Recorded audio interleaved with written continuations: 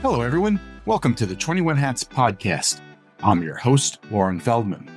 This week, we revisit a conversation with Laura Zander that we first published last year, shortly after she and her husband, Doug, sold Jimmy Bean's Wool, the business they had spent more than 2 decades building. Laura had been preparing to sell for years. She had kept the company's books clean, built systems that could survive without her, and cultivated relationships with potential buyers. In other words, she had done many of the things owners are told they should do to prepare for an eventual exit. And still, when the right buyer finally came along, Laura says the process nearly broke her. There were 155 due diligence requests, endless rounds of legal negotiations, mountains of paperwork, and months when Laura and Doug were so consumed by the transaction that the business itself suffered. Meanwhile, life kept happening. A major website migration, tariffs, industry turmoil, family issues, and the constant fear that some unexpected development would cause the buyer to walk away. Even after the papers were signed, the work and the stress continued. Laura did ultimately get a deal she was happy with, but the more useful lesson may be what it took just to get there. Even in good times, owning and running a business can be a lonely pursuit. Our hope is that these weekly conversations let owners know they are not alone in facing challenges. That's the whole idea behind the 21 Hats community, engaging with other owners to get the kinds of insight only another owner can offer. It's also the idea behind the 21 Hats Succession Solutions workshop that I'm putting together to start in January. Limited to 10 business owners, the workshop will be an opportunity to compare notes with other smart owners making their transition plans, and to hear from special guests like Laura Zander, who will share what they wished they'd known before they took the leap. Joining me this week on the podcast are Mel Gravely, who is chairman of Triversity Construction, a construction firm based in Cincinnati; Jennifer Karen, CEO of SB Expos and Events, an events management business based near Baltimore; and Laura Zander, who until recently was CEO of Jimmy Bean's Wool, a digital yarn store based in Reno, Nevada. The episode is titled, Selling My Business Nearly Broke Me. Before we get started, as a small business owner or operator, you probably know what your software costs, what you pay your employees, what your rent costs. But do you know what your bank is costing you? And I'm not just talking about the fees. I'm talking about what you're earning on your cash, what you're getting back when you spend, how easy it is to move money or get paid, and how much of your time you're spending dealing with your bank, because those things have a cost too. And that brings me to Grasshopper, the sponsor of this podcast. Grasshopper is an FDIC-insured digital bank built specifically for small businesses. You can apply online in minutes, there's no monthly fee, and depending on the account and your balance, your cash can earn meaningful interest instead of just sitting there. You can also earn unlimited 1% cash back on qualifying debit card purchases. And Grasshopper doesn't charge for things like ACH transfers or incoming domestic wires. And right now, Grasshopper is offering 21 Hats listeners an exclusive $500 cash bonus just for opening an account. So, if it's been a while since you took a look at what you're paying for and earning on your business banking, this might be a good time to do it. If you're sitting there thinking, wait, what am I actually getting from my bank? Head over to grasshopper.bank/21hats. You might find the answer. Annual percentage yield is variable. Bonus is subject to account eligibility, qualification requirements, and applicable terms. Additional terms and conditions may apply. Member FDIC. And now, on to the episode. Welcome, Mel, Jennifer, and Laura. It's great to have you all here, and we have a lot to talk about. First, Laura, you have been busy. We haven't seen you in quite a while, and that's because you have some big news to share. Want to tell us what it is? Yeah, we migrated our website to Shopify back in December. That's not what I had in mind, Laura. Oh, well, that was big news. I'm sure that was a big deal, too. It was. We did that at the same time as we were in a transaction to sell our business, which finalized in April. So we sold our business and signed away everything on April 4th. Congratulations. Thank you very much. Are you happy? Yeah, how's that feel? Well, have I ever been happy? I mean, that's a really deep question. Am I glad that we did it? 1000%. Do I have any regrets? I mean, sure. There are things that I learned that I could have done better during the transaction. But we want to hear about those. Yeah, I mean, it's just, they're just things that you don't know until you know, Sure. Things that you haven't figured out. I guess that's why as we get older, we get so much wiser. Some of us. But no, I don't regret it at all. It was the best thing we could have done. 1,000 billion trillion. I mean, just absolutely no regrets. It was the hardest thing, the most emotionally, mentally, physically taxing roller coaster ride it was like doing an ultra marathon on a roller coaster while you have malaria or something. I mean, it was just awful, so awful. I mean, so many times I thought I was going to break, it was Rocky 1 for sure. But we made it through. That's quite a description. We're going to ask you about that. Did you celebrate afterwards? What did you do? It's so funny that you would ask that. What a great segue, Lauren. What I was going to say is what's so interesting is that one would think that on the day that you sell the business, you this great weight is lifted off of your shoulders and you feel so much better and everything is just, the sun is shining. It's not like that. It's so intense. I mean, it probably was another 60 days. So we are just now that we're about 100 days in, 120 days in, we are just now coming out of the unbelievably ridiculous amount of stress and work that is required. Now, part of that is because I stayed on.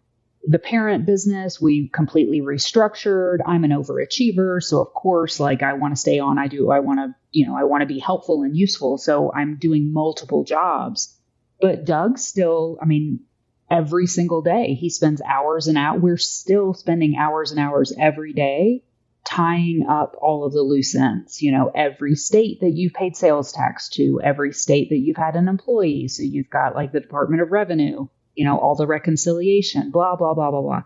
So no, we didn't celebrate. We're too tired. So we will probably celebrate realistically, and I'm not trying to be pessimistic or a downer, but I'm guessing January or February is when it might start to hit, but it may not be until April or May of next year once we get through the taxes of 2025 and pulling together all of that paperwork, and all the complexity that comes along with it. There's just so much.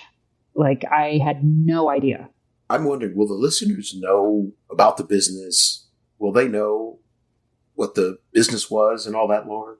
Laura has been on from the beginning, so many of our listeners will know about her business. But it's a really good question. And let me just say, I've known Laura for a long time. It's worth pointing out, this is a business, Jimmy Bean's Wool, that you started from scratch with your husband, Doug, 22 years ago? Yeah. Is that right? 23. You started as a neighborhood store where you sold yarn and coffee. Correct. And you were both refugees from the dot-com bubble. You had been developers in San Francisco before the bubble burst.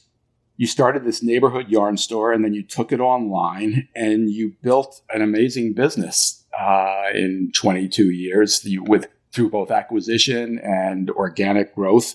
Can you tell us how big the business got by the time you sold it? Yeah. I was always open with that before, but I think, at the end, we were doing 13, 14 million in sales, had about 70 employees. And like you said, over the last 7 years, really, is when we started to grow through acquisition, as you mentioned.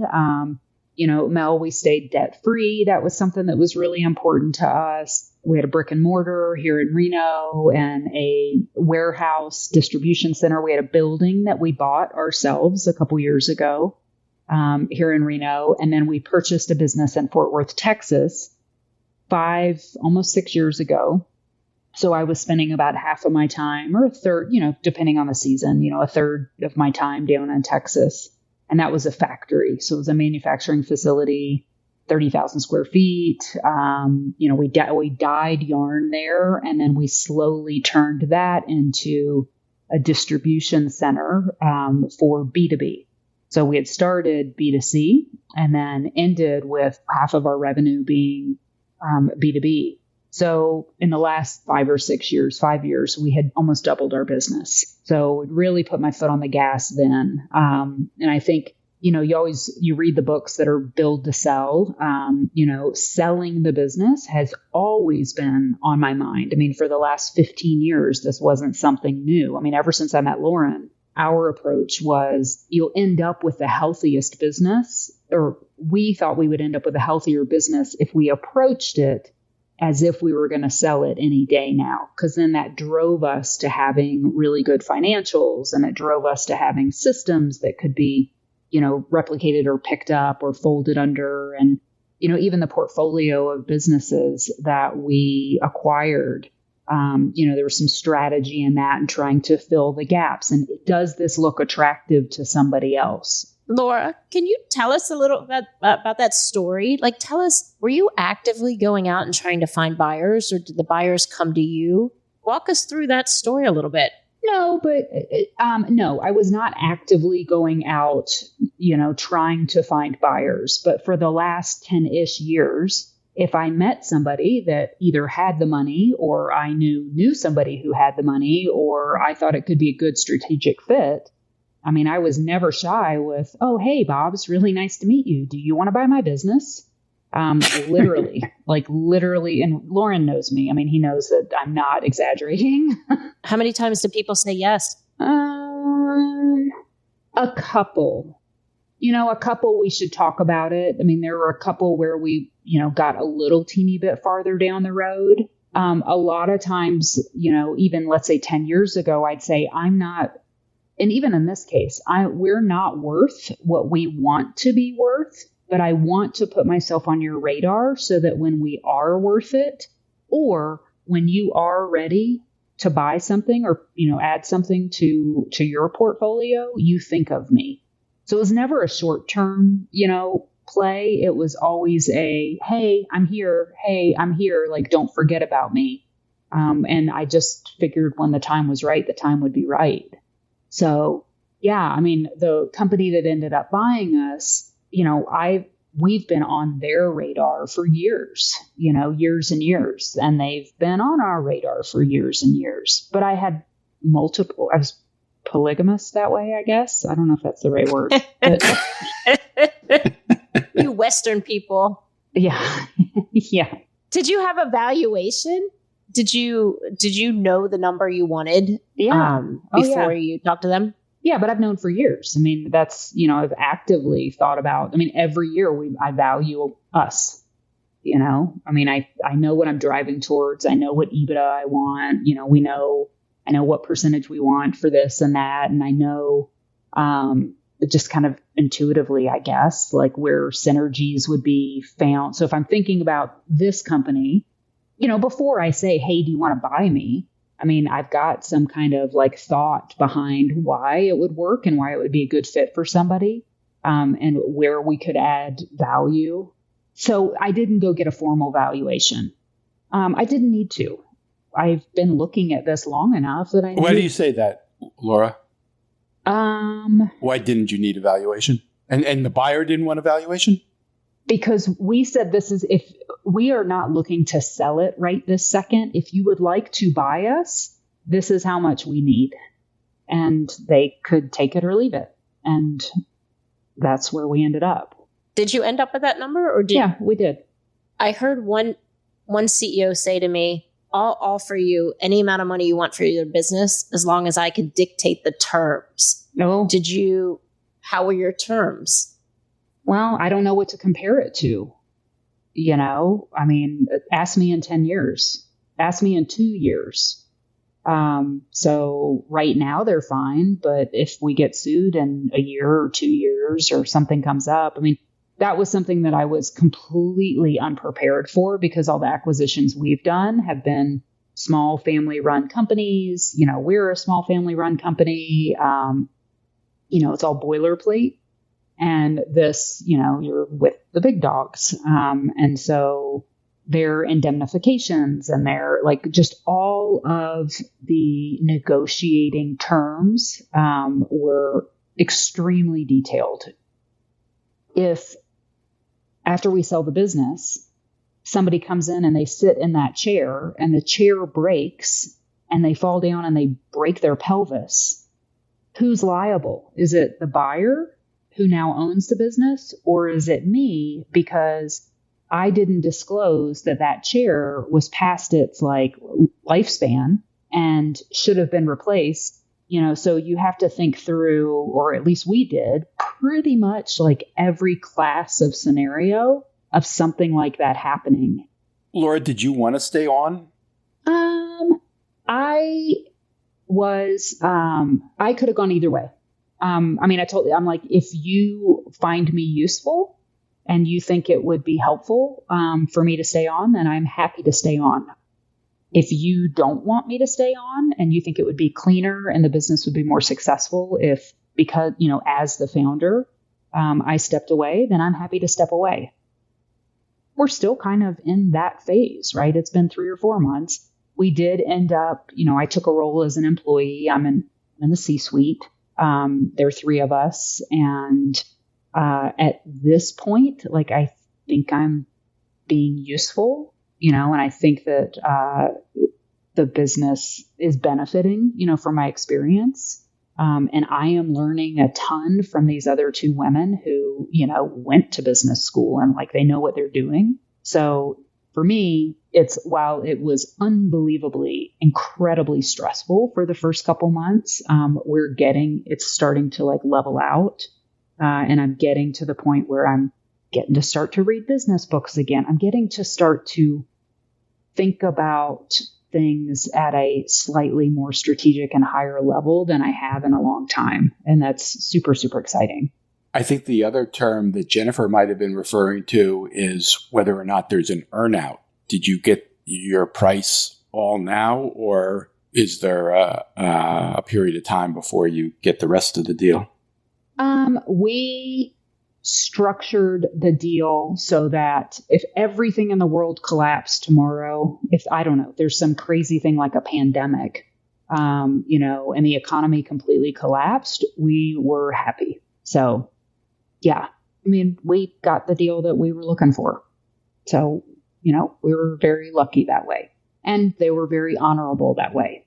And we were lucky in that we're look, again, we don't have to sell. I know the business isn't as big and isn't where I want it to be someday. That said, I had been shooting for a certain value. I wanted our business to get to a certain value, and we weren't there yet. So I was willing to take what it was valued at the time. Laura, how long were the phases, right? The phase where you're negotiating, then you agree on something, and then the phase of all the documentation. Can you walk us through that timeline? Sure. We semi-formally signed, a non-disclosure, I think in maybe October or so. And then I think it was Thanksgiving. Wait, October of 2024? Yeah. Right? Not that long ago? Oh, that doesn't seem that long. I thought you were going to tell me a year and a half ago. Okay. All right. Well, that's a long time. Is it, Mel? I have no idea. I don't know. It's because it's brutal. You just described it's brutal. The due diligence and the back and forth negotiations. Yeah. The process took 5 months. From the time we put it down on paper that, yes, we were interested in formally moving forward. The dating process, if you want to call it that. We had been chatting casually and flirting a little bit, I guess, for about 6 months. But I was also, polygamous, and I was also in dating others. Yes. Yes, I was also in other conversations, just coincidentally at the same time, and had gone down the path with some others. But from the time, we started the due diligence around Thanksgiving. I remember that because that was our Thanksgiving, were the 155 items that were on the due diligence list. And then we originally had planned to close the deal in January. But to your point, the negotiations back and forth and just, the communication of their lawyer and our lawyer. And, then me and the CEO would chat, about some stuff. And then some of the stuff would go back and forth. Yeah, just all the paperwork just ended up taking. And then with the election.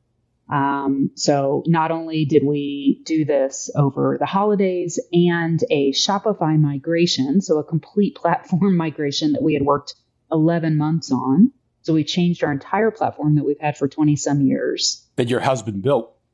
That my husband built. So he's driving that. Election, Christmas, or no, I shouldn't say election, but inauguration, but election and post-election. And then Doug's parents, his dad is not doing well and, has got Alzheimer's now and blah, blah, blah. I mean, it was just brutal, brutal, brutal. But that took, it ended up taking 3 months. So I actually signed the paperwork. I mean, at the end of the day, on a Friday when I was in Vietnam for business, the Friday that I got to Vietnam, we got word that the paperwork could all be signed and the deal could be done by the following Friday. But we were going to have to push it, to get just all the last stuff, all these last schedules, so it's document every single, all of your assets, document all the computers, it's just all the paperwork.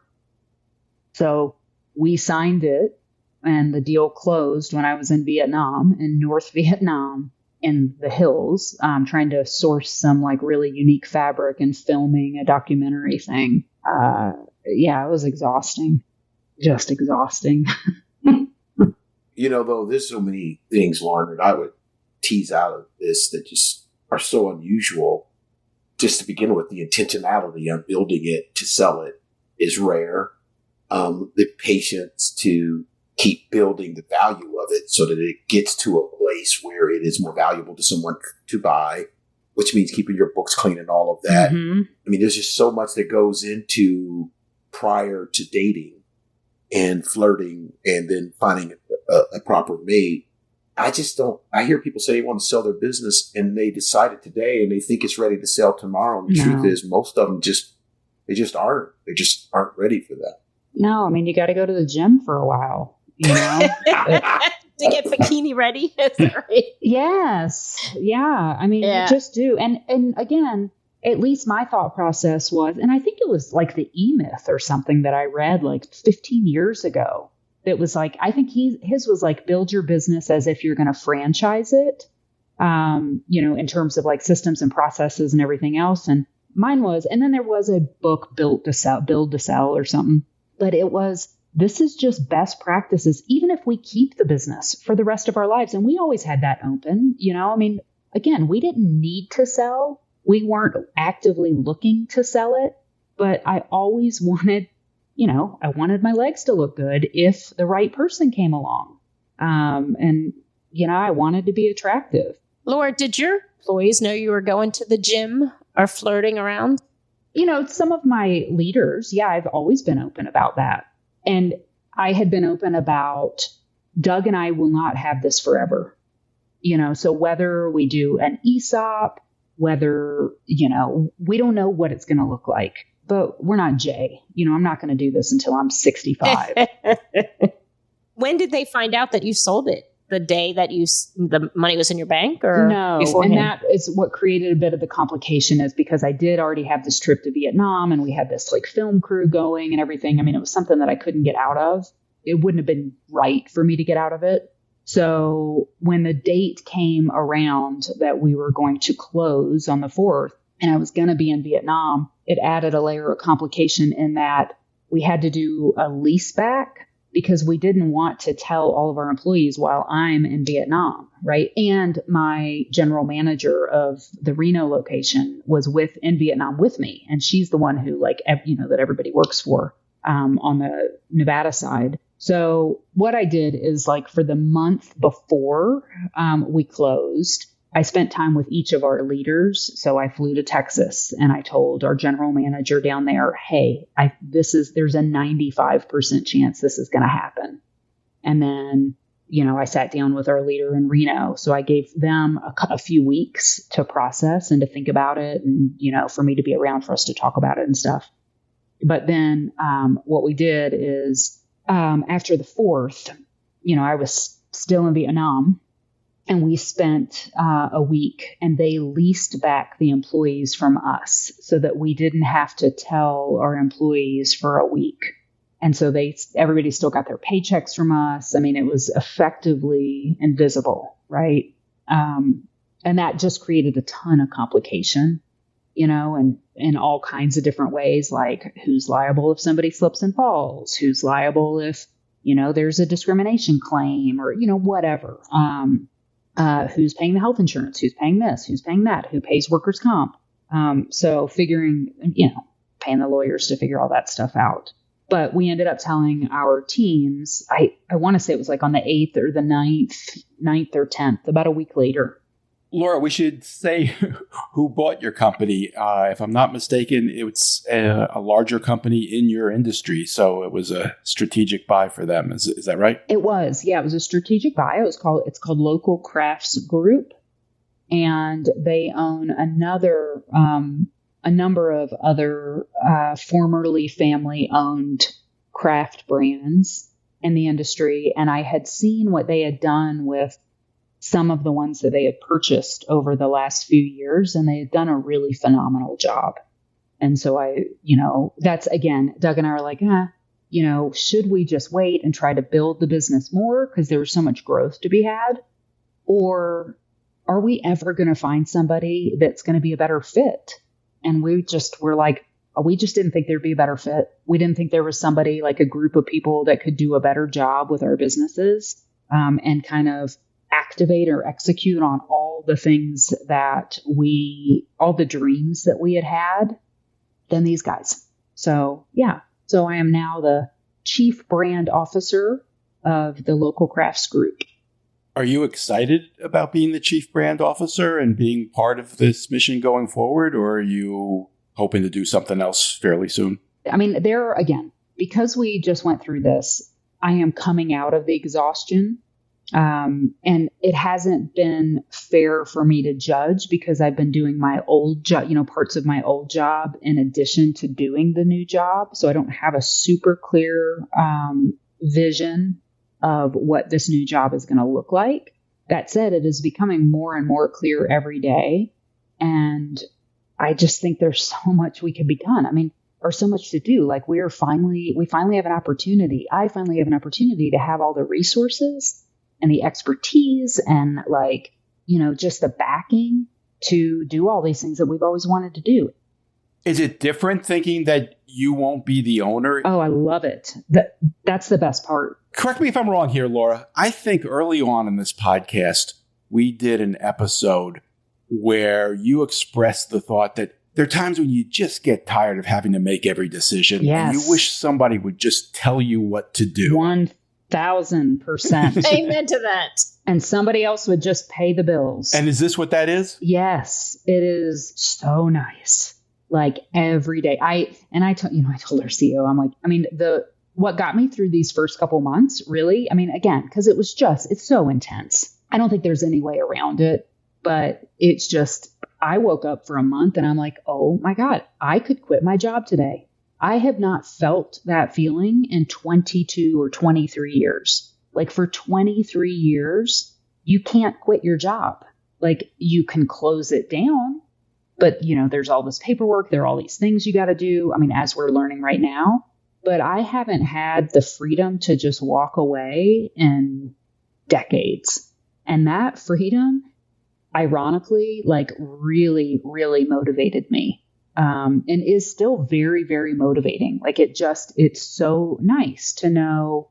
And it's so I feel so much more balanced. God, Lauren, now I wake up in the morning. I read a little bit. I do yoga. I go for a run for an hour or two. And then I come back and I start work at 9:00. I work late, and there are days that I'll put in 12 or 14, but I have figured out this is a job. I haven't had a job. I don't have to be here. I am here because I want to be here. I want to learn. I want to push, whatever. I want to make things happen. I want to make this better. I want to see what impact we can have. And I want to see this work. I'm really excited to have this experience and work in a much, much, much bigger company and just level up and see if I can do it. I don't know if I can fight at this weight class. Laura, is your husband with the new company? How did that relationship, your marriage, go through this process? He is not. He's still consulting, so he's still doing a lot because he was a software engineer. And so he's still helping migrate some of the data. Yeah, he just, he really wanted to retire. He was done, just done. So as far as how our marriage made it through, how do you make it through anything after 25, 28 years? You just do.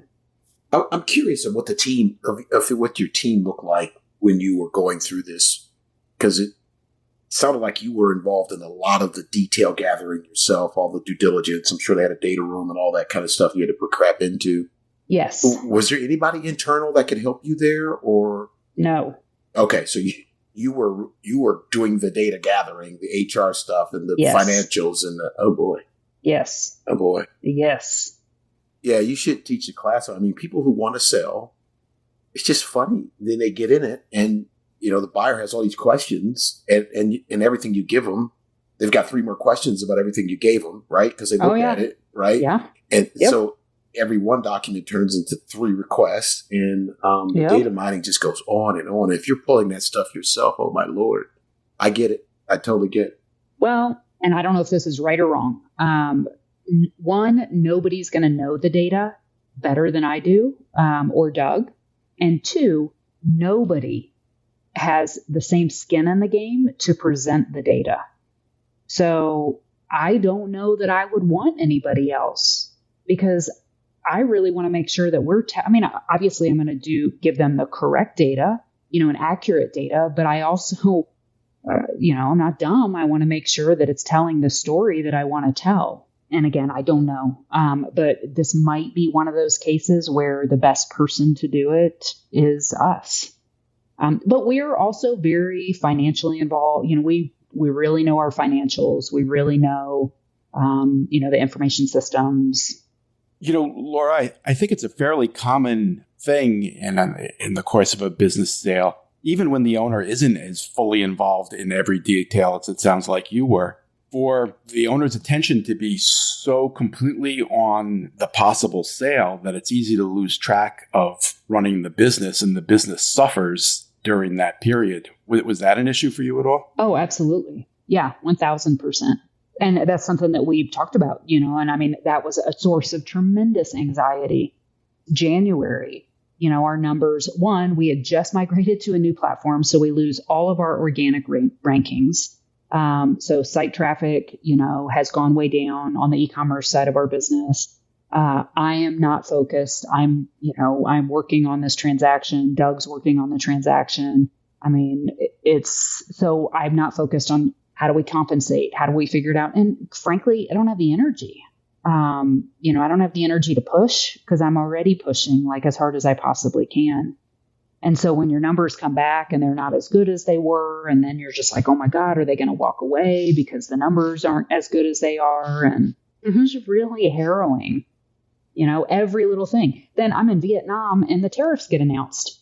And I'm in Vietnam sourcing. And they're like, yep, 45% tariffs. And I'm like, well, the deal's going to get canceled. There were so many things that popped up that you're like, well, Joann's went through bankruptcy and closed, while we were going through this. Again, the new administration with some things in place that weren't favorable, to the business. So you just, every step of the way, you're like, well, there it goes. It's not going to happen. And then you got to try to dig out and repair all of the things that you've been neglecting, for the last couple months, because you just simply only have so much energy. Yeah, it was fun. The longer this stays on the market, though, the longer the process is. Like you say, things happen because life just keeps happening, and yep, we're in weird times now. But Joann's could have closed any time. That can't be helpful to the conversation of what you're trying to do. So. And Mel, you say long close. I wonder how long a typical closing is. I have no idea. And so, Laura, did you think this is an average time? Is this longer than normal? What's the average time to close a sale for business? Well, I would assume that it's based on the size and the complexity of the business. But under a year, even if I was just watching like Bob Iger's masterclass, right? And he talks a lot about the acquisitions that he's worked on. Obviously it depends on, are you on good terms, does the other side really want this to happen? And can you agree on some things? But I think 6 months, 9 months, is pretty, maybe 9 months is the average. We did it in 5. We were trying to do it in 3 or 4, which maybe we didn't even do it in 5. Maybe we did it in 4. 1, 2, 3, 4. Yeah, like 4.5. So it was probably pretty quick. Did you have a broker helping you? No. No, we did not. Interesting. How did you decide not to use a broker? Because most of the smart people that I've talked to told me don't ever do that it's just a waste of money. Did you have other advisors? Like, did you have a whole slew of tax advisors and lawyers and stuff? How many advisors do you think you had? Probably not as much as we should. We found a lawyer. Our tax people did help us a little bit, but not a ton. We just sent them over the agreements. And the first step is, okay, if this is the price that we get, how much are we going to end up with? And are we okay with that? And then the second part was just, can you look at these agreements and see if there's anything in here, that is a red flag? And then we found a local lawyer. Doug's from the Midwest. He's a frugal dude. Our tax people had referred us to, a high-priced attorney in Atlanta who wanted a couple $100,000, to do the transaction. And then we found a nice local guy in Reno and he wanted 30. So, and I'm like, yeah, Wow. For $800 an hour, I'll do some of the work, I've seen that be all over the place on time-wise and level of help you get. The only thing I would say, people considering it, is I've learned this the hard way. Start with the tax implications. So there's certain ways to structure a deal. But the thing that's going to hurt you the most is considering how you do it to make it the most tax advantageous for you. Because people don't think about that, right? So that checking with your tax folks as you did probably helped a lot. At least you knew, here's what I'm going to end up with. And at the end of the day, we didn't want to ever have to work again, right? Otherwise, why bother? Then I'm just going to have to go get another job.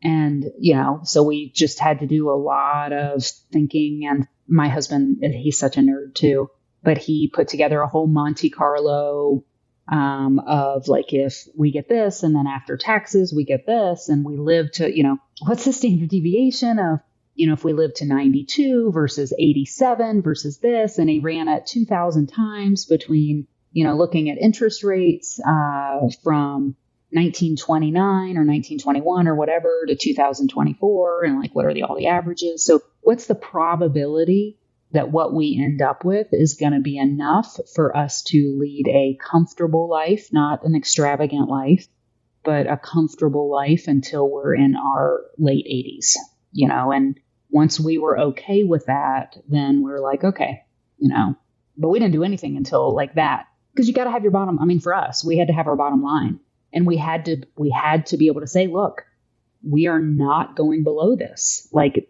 We're just not. And if that's not okay, then that's okay, but we can't. Did that become a point of contention? Not really. I'm sure there's some famous quote out there, but it's basically like, once you make a decision, then it's easy, because it's just like, it's just math. Like, this isn't emotional. It's not preferential. We're just telling you this is it. Were you surprised by anything in the due diligence period? Did you learn anything about the business that you didn't know? Yeah, we did. We found a couple things, and it was really helpful, and so me, the eternal like positive spin marketer, was like, Doug, even if this doesn't work, look at these great things that we've learned. Like, is so worth the time that we learned. I don't want to go into details, but there were a couple things we should have been doing that we weren't doing, that we didn't know we were supposed to be doing. I mean, it was nothing that like affected anybody, day to day, but there was some paperwork that we should have been filing that we didn't know we were supposed to be filing. Just little stuff like that, buttoned up stuff that was really helpful. And, again, in the spirit of, if this doesn't work, this process has taught me a ton about what I need to, what we need to do better for the next time. And that's, when we would have those moments where we're like, oh crap, this isn't going to go through. It's not going to work. And I'm like, look, this is just a dry run. And let's think about like how much we've just learned from this process. Like it was cheaper to do this than to go to Harvard Business School. And we actually just got to experience it firsthand. And so let's set our files up so that the next time it's much easier to do, like to supply all this due diligence stuff because we have it, we basically know what somebody's going to ask for. I mean, just little simple stuff like that. How did your employees react when you did tell them? My leadership team, they, were a little bit stunned. But over talking about it a couple times, they were actually really pumped. I really positioned it and believed and do believe. I'm like, all of these things that we've wanted to do that we haven't had the resources and we haven't been able to do, we're getting help. I was just like, look, we're going to get help. Like we're going to have a whole accounting department that can help us instead of it just being me. We're going to have a whole HR department. We're going to have a whole IT department instead of it just being Doug. So yes, it'll be an adjustment. But yeah, they were okay. Honestly, we only had a couple people who didn't make it through, who basically opted not to come along with us. And, I think out of our numbers, that was really great. Did you have to make any tough staffing decisions as part of the sale? I did. Yeah, we did. Yeah, as we consolidated things together and there was some redundancies, so the CEO and I spent a lot of time with our org charts, figuring out what the consolidated organization should look like. So, that's awful, super awful, but it is what it is. Congratulations. You do sound exhausted. So it probably hasn't completely set in yet. No, it hasn't. You do sound that way. But it's, for all those CEOs who are not yet at that situation, it's an inspiration, right? For all the things you said, we work hard. Every business owner that's listening to this podcast, we work hard. And to know that somebody else can make a decision and there's other resources, and that you have the financial compensation for all those late nights, right? The times away from your, I think you have a son, right? Your son's time, the times where you had to work during vacation. Yeah. It's inspiring to hear this story. So often, we talk about how are we going to get out of this mess? How are we going to fix something? How are we going to create something? So it's lovely to hear that you did so well. And congratulations. Oh, thank you. Yeah, I agree. I really, really, really, I couldn't be happier. I will use the word, Lauren. I really couldn't. I am so grateful. I can't even describe it. So grateful. And I'm even so grateful for this job, a chance to be around some just really smart people and learn how to operate and see what life is like, on this side of the fence.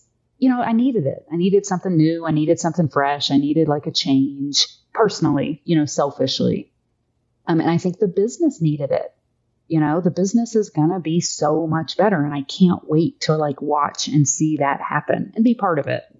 Well, you earned it. Thank you. I want to talk about something else, a very different situation, but also dramatic in a very different way. Jennifer, you've had a lot going on. Tell us what happened to you. 2 weeks ago, I was in the house when lightning struck my house and my house was on fire. And basically it's standing, but everything inside of it burnt to the ground. So unfortunately, couches, paintings, all of that I don't really care about. But I have 2 kids. Every Christmas decoration, every Mother's Day gift, every painting they did with their hands, every Thanksgiving little turkey, all of that is gone. But everybody's okay, right? Everybody's okay. I got out my smoke detectors. I did You were the only one there? I was the only one there. The smoke detectors went off as I searched through the house. Here's me thinking it's a problem to solve. I thought the power went out.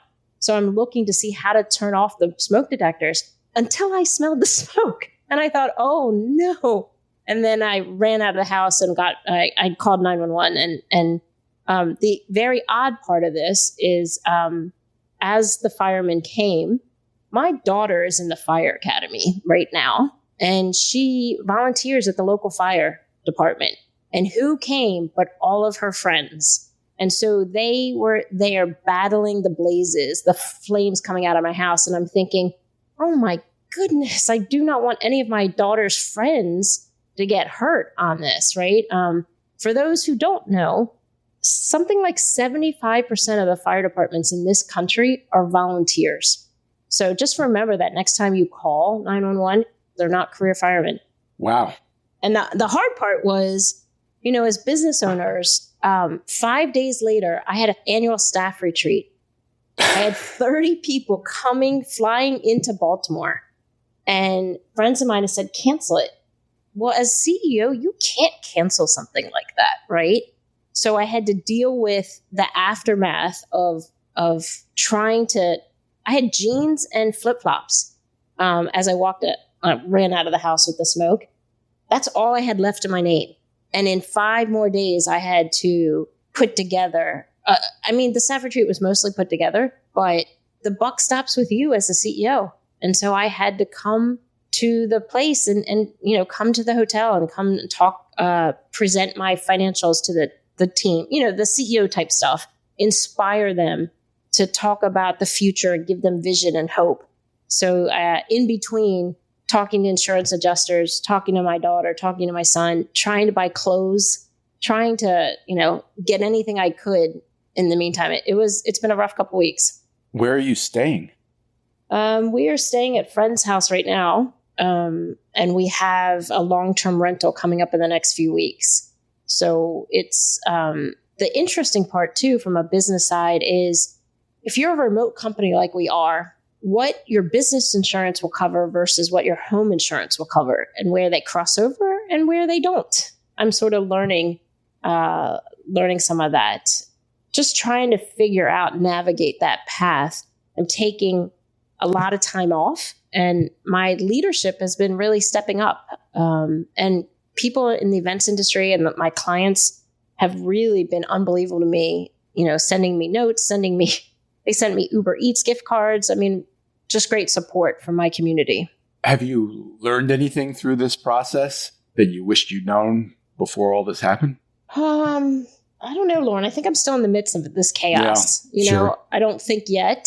I think ask me in like 6 months. I will. The one thing is if you're a business owner, you have a couple pillars of equity for your retirement. 1, hopefully you have some sort of 401k plan. 2, your house. And 3, your business. Well, when one of those houses goes up in flames, you start to really think about your retirement, right? And how much equity is in the business, because I'm hoping my insurance pays for everything, but who knows, right? And so you really have to, your business, you put your life's work into this and you really hope that you'll eventually get the payout, right? And because the same thing with my house was nearly paid off. And we're so close to having it paid off in just a couple years. And now it's in flame, it's smoking timbers. So it's a hard thing to think about. Your financial security sometimes can go up. All right. Well, my thanks to Mel Gravely, Jennifer Karen, and Laura Zander. As always, appreciate you guys sharing your stories. Before you go, if you get something out of these podcast episodes, it would be a huge favor to me and to the entire 21 Hats community if you could tell just one other owner about them. Your word of mouth, owner to owner, will always be the most effective way to build this community for all of us. And don't forget about our other offerings. the monthly mastermind on Zoom, where you get to join the conversation, the upcoming Succession Solutions workshop, and our annual 21 Hats Live in-person events. And of course, if you have a question or suggestion, you can always email me at Lauren, Loren, at 21hats.com. This episode was produced by Jess Thuberon, founder of Blank Word Productions. Thanks again for listening.